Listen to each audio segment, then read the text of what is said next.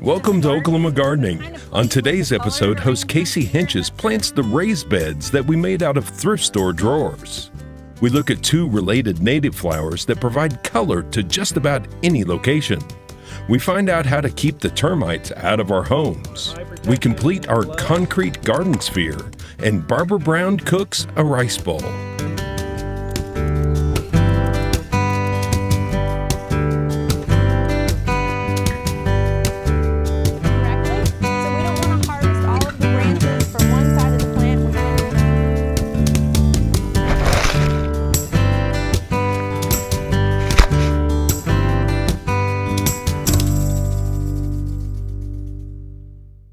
Oklahoma Gardening is a production of the Oklahoma Cooperative Extension Service as part of the land grant mission of the Division of Agricultural Sciences and Natural Resources at Oklahoma State University, dedicated to improving the quality of life of the citizens of Oklahoma through research-based information.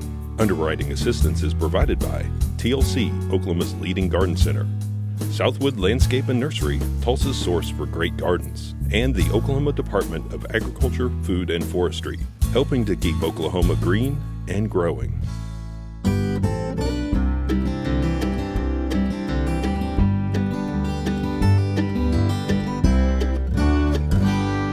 If you'll remember, earlier in the season, we built a raised bed out of discount drawers that we found at the recycle store.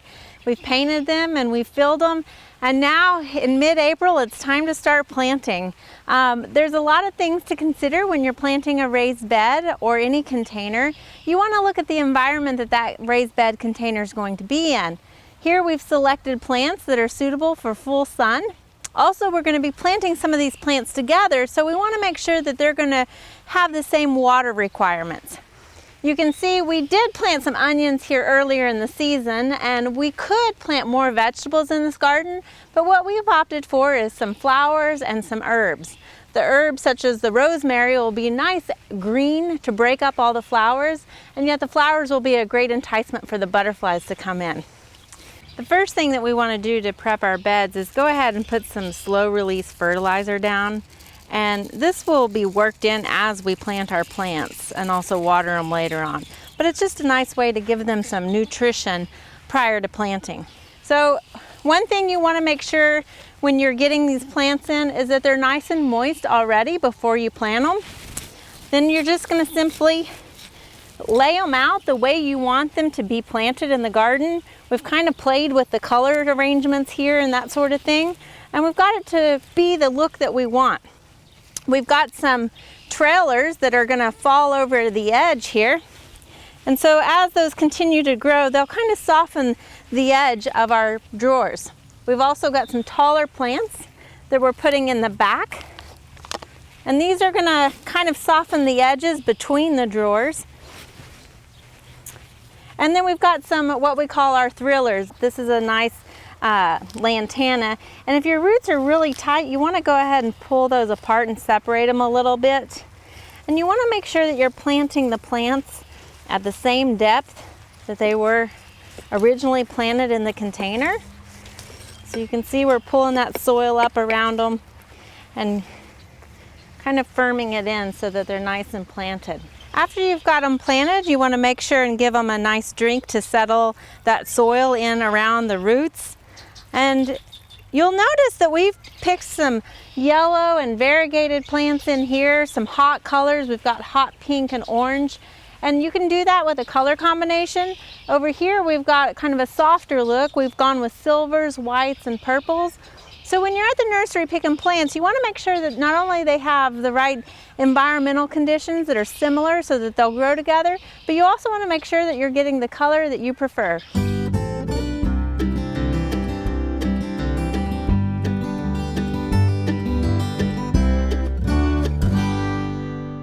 A lot of times as gardeners, we feel limited when we're looking for a evergreen ground cover, but we have one we want to share with you today. This is Pachyra oprivata. It is actually not only evergreen, but it also is a native, and it has lovely bright yellow flowers that really highlight a shady area. It is in the Asteraceae family, so it puts these clusters of daisy-like flowers up. You want to make sure that you plant it in an area where it gets part shade. It can handle full sun as well, but it makes a nice ground cover. You want to make sure that it stays moist. It likes consistent moisture. And a space that will allow it to naturalize. You can see it's tucked in really nicely around our rocks here. It can be a little aggressive. It has stolons that will allow it to spread, and also it gets these tufts of white seeds that will float in the wind. And so you want to make sure that if you don't want it to spread, you can come through and deadhead it pretty easily after it blooms. Pachyra obovata is also known as Senecio obrevatus. A lot of times you'll see it listed as either or. The common name is groundsel, and it's a great plant to add for a shade ground cover. You might have seen this other native Pachyra growing along the roadsides. This one again looks similar to our shade-loving Pachyra, but this is actually Pachyra platensis. Also, it used to be recognized as Senecio platensis, and while it might look similar, there are some actual variations, and you can see that it has more cobweb-like hairs on this plant. The leaves are also more elliptical versus the oval-shaped leaves of the other one. And this one actually prefers very little water. It grows along roadsides in rocky, sandy conditions. So this common name of this one is Prairie Ragwort, and while these are both now classified as a genus of Pachyra, they used to be classified as Senecio, and a lot of times you will still see them listed with the genus Senecio. Now you might be familiar with another Senecio, and that's Senecio cineraria, which is the Latin name for dusty miller. And there are some similarities to it. If you look at the lobed leaf of this, you can see that it has a similar leaf to dusty miller, as well as the hairs that are on here. Of course, dusty miller has a lot more, but the flowers are very similar too. Now, all three of these are cool season crops, which is why we use dusty miller a lot of times in the fall and early spring. But of course, dusty miller is not quite as tolerant here as these natives are.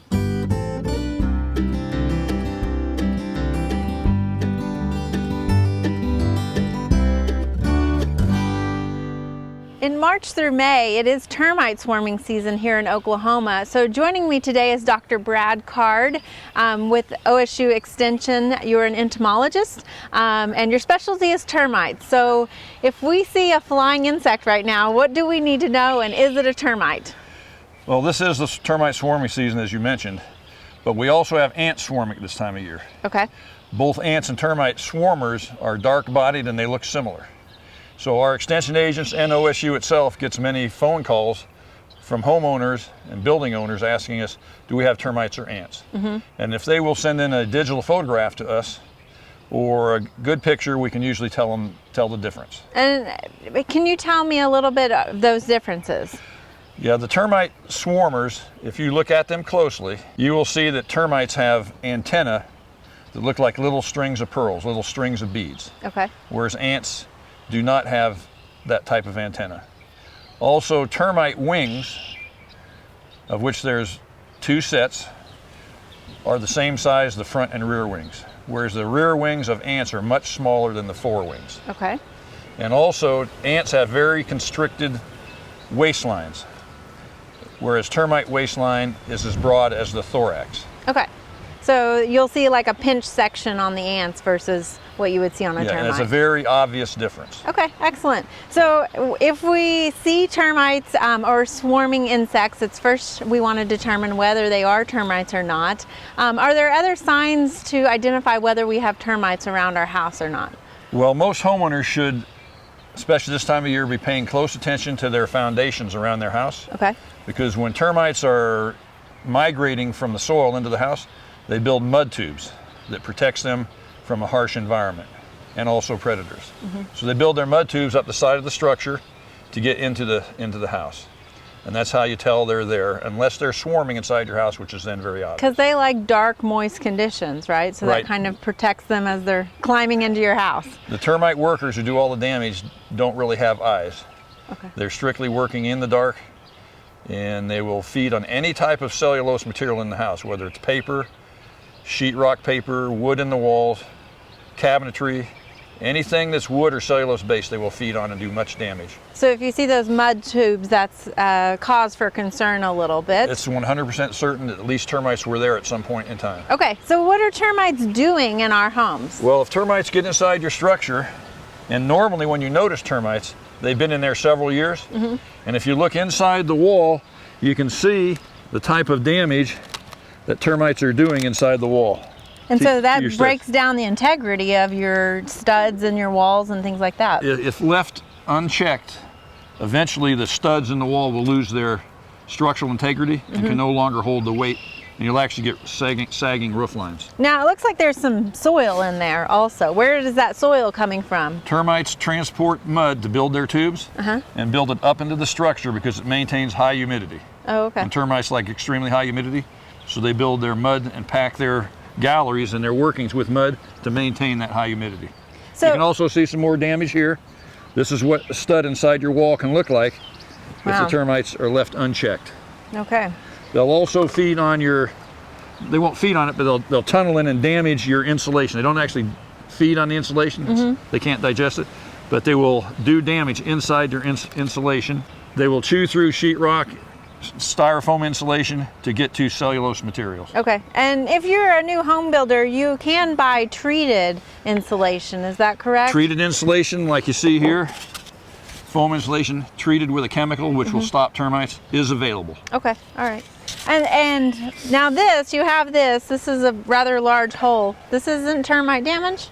No, if you have exposed wood like this, especially porch eaves or underneath your structure, this is carpenter bees chewing in here. Okay, so you can see the significant You see there's no difference mud. there. It's a nice half-inch round hole, definitely carpenter bee damage. And if you don't paint over this wood or protect this wood, you can get hundreds of carpenter bees doing a lot of damage. Oh, okay, all right. Definitely not termites. If we've determined that we do have termites, now it's not something that we need to panic necessarily about, but we do need to treat. You can't ignore the problem because it's going to only get worse. How do we treat it? Okay, definitely, once termites are in your structure, they're not going to go away. You have to do something about it or they'll continue to do damage. So there's two main strategies for managing termites. Okay. One of those is putting a complete insecticide barrier around the exterior of your structure. And we do that with a trenching and rodding. This rod is connected to an insecticide tank. Okay. And I can put this rod in the soil around the structure and put chemical in the soil. But I have to trench also Okay. to put a continuous barrier around the structure. And is that an immediate result that you will be taking care of those termites? It's a very rapid solution to the termite problem. Okay. Quick acting. Whereas the second strategy, baits, which these are bait tubes. These are inserted into the ground around the structure, approximately every 20 feet. There's a toxic insect growth regulator bait cartridge inside these tubes, but it could take several months for the termites to find these baits. And So when we say baits, to clarify though, we're not actually enticing the termites to come towards our house. They've changed it a little bit, correct? Right, these do not attract termites. They're cellulose based. So once the foraging workers find these, they'll feed on it and take it back to the rest of the colony and feed their colony mates. Okay. Because termites feed each other as part of their biology. And so no, we're not attracting them to the structure, but once they find these, they'll recruit their nest mates to the bait to spread it through the colony and eventually eliminate the entire colony. Okay, because that's actually made up of really good cellulose, so they think that's like a steak in there and they're really enjoying This that. is high quality, pure cellulose that the termites will feed on readily. Okay. And there's more than one commercial station out there. There's a second station here which works just as well. This is the Centricon system. This is the advanced system, where the bait materials inside this are in little compressed pellets. Similar, though, once the termites find these, they take it back to the nest and feed the rest of the colony. So these are buried into the ground, so all you see. If this was the soil surface, they'd be buried right up to here. Okay, and there's no way that your pets and things like that can get into this. No, correct? these caps are locked on tightly, and so you'd have to have some kind of tools or equipment to open this up. So they're very pet safe. Also, these are insect growth regulator chemicals. They're not standard insecticides. Okay. So they're very low toxicity to humans and mammals. Okay. So that actually prevents those termites from shedding and going to their next life stage, and just it disrupts their biology, so Okay. they no longer can molt successfully. Okay. Is there a way that we can, when we're looking for a contractor, you guys have a website that you can go to, and also there's an organization that they can be a part of? Right. We do have an Oklahoma Pest Management Association. We have regular meetings and training sessions, and if you're a member of that association, which is also associated with the National Pest Management Association, you're always getting updates, you're always being trained, you're always having classes, and so that helps you be a better professional. Okay, and so they have a list of all of their contractors that are part of that association as well? That is correct. You can go onto the ODAF website, or you can go onto the pested.okstate.edu website and find all these companies. So Okay.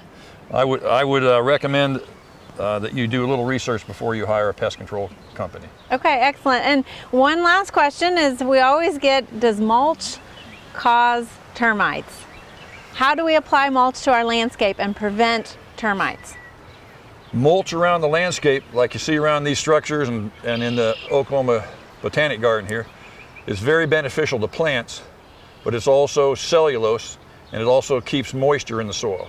All those create conducive conditions to termites. Okay. So when I put mulch around my structure, I've actually created conditions favorable for termite proliferation. Now, termites naturally occur, though, in nature. They're everywhere.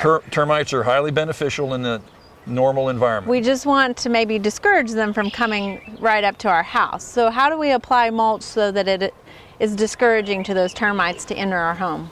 What you have to do with mulch is, if it's building up along the side wall of your structure, directly against the structure, you need to rake that back off the structure 5 or 6 inches, Okay. so you can see the bare soil around the structure. Okay. That way, if termites do show up and they start tunneling up into the structure, you'll see the mud tubes on the side of the foundation or the house. So keep it down below where the concrete foundation is and off of the siding keep or it the away brick. from the structure 4, 5, 6 inches would be good. Okay. That way you can inspect it much more easily. Okay.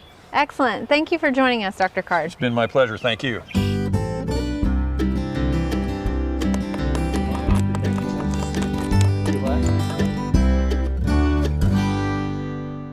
So here we have one that has been sitting for a week and it's already cured. So what do we do at this point? Okay, after having time to cure, we just want to break the globe, and we can't just whack it and run the risk of damaging our concrete. So we're just going to start with a series of taps.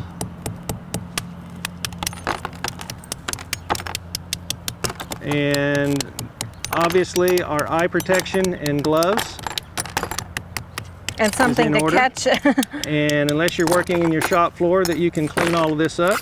But with a little bit of light tap and just start a fracture. It's kind of like cleaning the shell off of a boiled egg. It doesn't just magically fall off, but you break up that shell and then skin it. So we've pretty much almost got all the glass off of this, I and think that'll just about finish it, Casey. if there's any little pieces, what do you do to get that off? Okay, if there's just some stubborn little places that didn't break off, they can just be scraped off. Now, I don't see any problem areas. But yeah, there's might be some that persist a little. Just have a putty knife or something with a stiff blade that you can scrape those off. But that looks really good. It has a pretty nice shine in certain areas, and then the other areas you can see where the aggregate settled, so it creates a mottled look of the color. This will dry out to be a little bit more uniform. But let me mention the holes that you see here. Some people that would bother, and some people say, oh, that looks great. If you want to do anything about that, it can be rubbed with 1 part Portland cement, 2 parts sand, and just enough water to make a paste or a slurry. If you're already working with the ready mix, just put some out on a pan and kick out the coarse aggregates where you just have the sand and the cement powder. And again, add just a little bit of water and just rub that with plastic gloves. Rub that all over the surface, and that'll fill all of these little voids. Give that some time to dry. So you're just getting that paste into just those working crannies. that slurry or working that paste into those little bee holes or those little bubble voids. Okay. And then it'll end up being a very smooth surface, much like you have right here. Okay, excellent. So we kind of like the character in this one. This is ready for the garden ready to go out. after it finishes curing. But if you have a base or a stand, could be showcased. So that way And it have a would lot of fun. elevate it amongst the plants, or you could just nestle it down into the plants. Put it down in a ground cover or a low planting bed and just let it be a little surprise in the garden. Excellent. Thank you so much, Dave. My pleasure.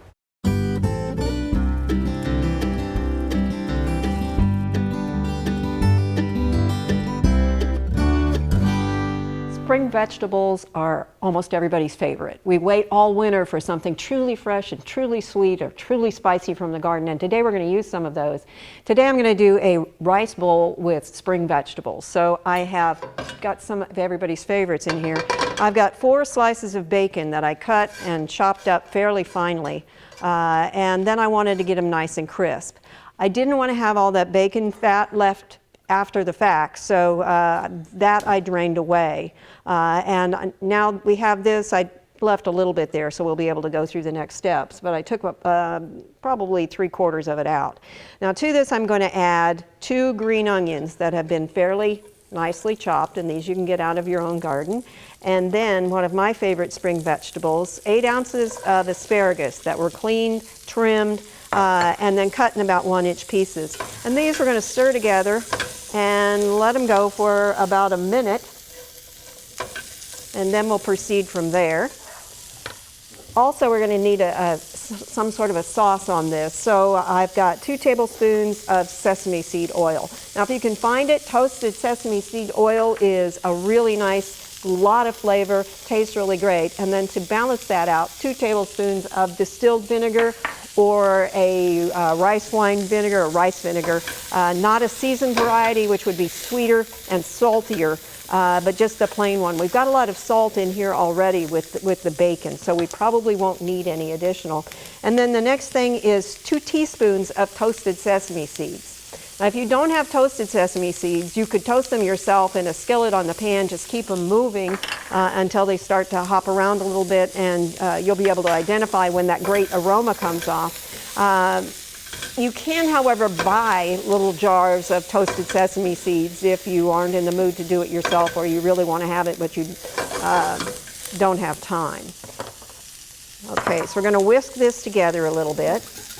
Now, this is not going to be permanent, so if you do it earlier before you start the bacon cooking, you're going to have to come back and re-whisk it because it is going to separate on you. But you can see it gets a nice creamy lighter brown color as time goes on.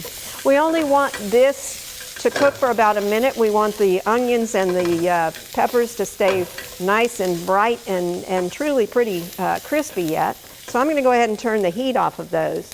Now, ahead of time, I actually prepared rice. I cooked 2 cups of brown rice. Follow the directions on your package. Some take as little as 20 minutes or 10 minutes if you're using an instant variety. Some take as long as 45 minutes. So whichever one you have, follow the instructions. Let it cool somewhat. You don't want it really hot for a rice bowl. So let it cool down to about room temperature. In fact, everything could go in here closer to room temperature than hot as you begin to assemble the rice bowl. So I have 1 cup of cooked brown rice, and then we're just going to divide out these other things that we have here. So I'm going to take about 1/4 of the vegetables, and we're going to put those in one side of the bowl. And then we're going to top that. If you choose, you could top it with a little bit of black pepper, or you could stir the pepper in earlier, which is what I probably should have done. And then also in the bowl, we're going to add some other things that make it more interesting. I've got a radish that will add some color and texture. It will also add some spice depending on how much zip the radish you have has. Now, a lot of times rice bowls have a soft cooked egg. For food safety reasons, if you have someone who's at high risk, that could be an issue. So I've actually got a hard cooked egg here that we're putting in with it. And that adds, again, protein. It also adds a whole nother texture. And then also about a quarter of an avocado. So we have lots of color, lots of texture, lots of flavor. And then we're going to take our dressing mix, and we don't want to use a lot of it. So just drizzle a little bit of it over this, and less than a fourth of it, even though you're making 4 bowls, because it has a lot of flavor on it. And then whatever is extra you can serve on the side so that everybody can try some at that point. And that's all there is to it. This is a rice bowl with spring vegetables. A lot of the steps can be done ahead, so it's very quick when you're actually ready to serve it. Eggs can be cooked, asparagus can be cut, cleaned, and ready to cook. Bacon can be chopped. The rice can be cooked, and you can bring it back to room temperature in a microwave with great ease. So very easy to put together once you're ready to have supper or lunch. It says it makes 4 servings. They're fairly generous, but you'll have to be generous too, because I think you're going to like this one. I hope you'll try it. For Oklahoma Gardening, I'm Barbara Brown.